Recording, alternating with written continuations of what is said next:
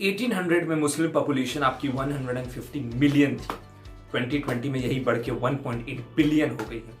पहले इतने Muslim population नहीं थे और अचानक से 21st सेंचुरी में इतने ज्यादा मुस्लिम पॉपुलेशन बढ़ के हो गया। इसका राज क्या है?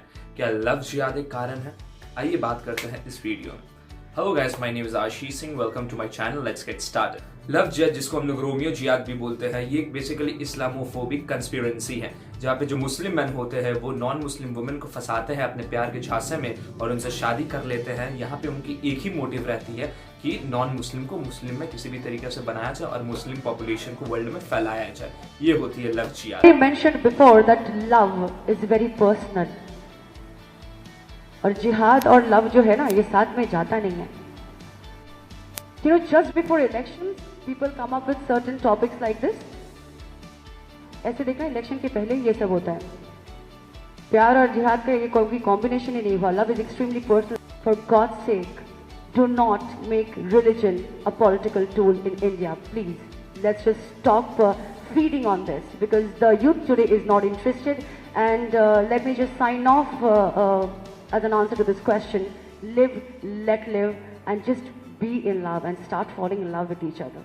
बहुत सारे स्टेट्स आपको लव जिहाद के अगेंस्ट बहुत ही स्टेप ले चुका है और बहुत सारे स्टेट्स के ऑर्गेनाइजेशन भी आपको स्टेप्स ले रहे हैं। वो लोग पैम्पलेट्स बांटते हैं, लोगों के अंदर जागरूकता पैदा करते हैं कि आप इसके अगेंस्ट ही रहिएगा लव जिहाद के। उनका ये मान्यता है कि लव जिहाद में जो मुस्लिम मैन होते हैं वो अब्रॉड से पैसा लेते हैं ताकि नॉन मुस्लिम वुमेन को अपने प्यार के झांसे में फंसा के उनको कन्वर्ट कर सके मुस्लिम में और मुस्लिम की पॉपुलेशन फैला सके। बहुत सारे ऑर्गेनाइजेशन है, जैसे राष्ट्रीय स्वयं सेवक समाज हो गया, विश्व हिंदी परिषद, श्री राम सेन, वो लोग ये सब में डील करते हैं और लोगों के अंदर जागरूकता पैदा करते हैं। लव जिहाद का केसेस आपको सदियों से चला आ रहा था, बट मेन हाईलाइट ये तभी हुआ जबकि 2009 में केरला के आपको कैथोलिक बिशप काउंसिल ने एक रिपोर्ट पास की जिसमें यह लिखा था कि केरला के 4500 गर्ल्स इसके शिकार हो चुकी है।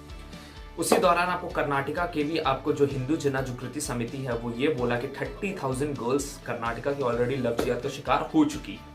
अब ये मान्यता ये लोगों के अंदर मान्यता हो गई कि आपको ये सिर्फ इंडिया में हो रहा है, पर माय डियर फ्रेंड्स, ये उस समय सिर्फ इंडिया में ही नहीं बल्कि वर्ल्ड के कोने कोने में हो रहा था। वही क्लोज इंग्लैंड, पाकिस्तान, हर जगह ये प्रोसेस होने लगा लव जिहाद का।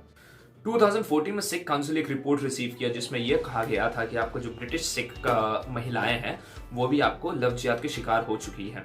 बहुत सारी महिलाओं को तो पाकिस्तान में जाके अबैंडन भी कर दिया गया है। ताकत जठेदर जो आपको है उसके रिपोर्ट के अनुसार जो सिख काउंसिल है वो बहुत सारे महिलाओं को बचाया भी है और बहुत सारे विक्टिम्स को उनके पेरेंट्स के पास भेज चुका है लव जिहाद के केसेस में। 2014 में योगी आदित्यनाथ ये क्लेम की है कि आपको जो लव जिहाद का कंसेप्ट है वो आपको इंटरनेशनली आपको सपोर्ट की जा रही है, तभी आपको इंडिया में ये इतना फेमस हो रहा है।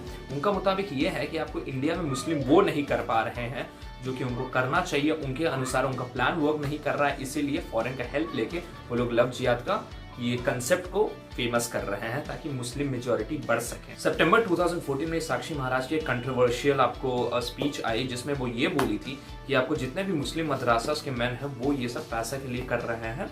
उनको सिख गर्ल को फंसाने के लिए आपको 10 लाख रुपीज मिलती है, वेयरएज हिंदू गर्ल्स के लिए आपको 7 लाख और जैनिज्म के लिए आपको 4 लाख। लव जिहाद का तो सबसे ज्यादा हाईलाइट तब हुआ 2007 में जब हादिया केस हुआ। यहाँ पे गर्ल के फादर कुछ और बोलते हैं, वेयरएज जो गर्ल है वो बोलती है कि मैं अपने विल पे ये की हूँ। उसको लेके बहुत सारे लॉज भी पास हुए, बहुत सारे अमेंडमेंट्स भी हुए, पर आपको लव जिहाद का मेन कंसेप्ट वहां से भी स्टार्ट हो चुका था। अगर आपको हादिया केस के बारे में और जानना है तो मैं नीचे लिंक दे रहा हूँ डिस्क्रिप्शन में, आप लोग जाइए और जाके देख लीजिए आराम से और पढ़ भी लीजिए। अब गवर्नमेंट भी बहुत सारे स्टेप लेने लगी लव जिहाद को लेके जब ये वायरल होने लगा। आपको जो हिमाचल प्रदेश की गवर्नमेंट है वो एक लॉ पास की जिसमें अगर आप शादी करते हो for the sole purpose religion change कराने के लिए, तब आपको वो शादी वॉइड हो जाएगी। ये देख के फिर आपको जो चंडीगढ़ की सरकार है वो भी आपको बोलेगी हम लोग भी लव जिहाद के बारे में कुछ ना कुछ जरूर करेंगे। असम के जो फाइनेंस मिनिस्टर है हिमंता दास वो भी बोले कि बीजेपी यहाँ पे लव जिहाद के अगेंस्ट कठोर से कठोर मेजर्स और स्टेप्स और लॉ लेके आएगी। फिर इलाहाबाद हाई कोर्ट ने भी आपको लॉ निकाली लव जिहाद के बारे में, लव जिहाद के अगेंस्ट में, जिसको योगी सरकार ने हैप्पीली एक्सेप्ट किया। देखिए गाइस, मैं यही बोलूंगा कि आपको सरकार को एक बहुत ही कठोर स्टेप लेना पड़ेगा लव जिहाद के अगेंस्ट। यहाँ पे बहुत सारे केसेस में ऐसा पाया गया है कि आपको जो मुस्लिम मैन होते हैं वो आपको हिंदुज्म में कन्वर्ट हो जाते हैं एक हिंदू लड़की से शादी करने के लिए, फिर आपको वापस शादी के बाद मुस्लिम में कन्वर्ट हो जाते हैं। तो ये सब केस को लेकर गवर्नमेंट को एकदम स्ट्रिक्ट से स्ट्रिक्ट मेजर लेनी पड़ेगी। मुस्लिम बहुत अच्छे होते हैं, मेरे बहुत सारे मुस्लिम्स फ्रेंड हैं, बट बहुत सारे वर्ल्ड में आपको मुस्लिम होते हैं जो कि आपको टेररिस्ट भी होते हैं, जो कि आपको टेररिज्म फैलाने का काम भी करते हैं, जो कि आपको खाली इस्लामिक धर्म को प्रमोट करते हैं और बोलते हैं कि इस वर्ल्ड में सिर्फ एक ही धर्म होगा, वो इस्लामिक धर्म। आई strictly hate those type of Muslim guys.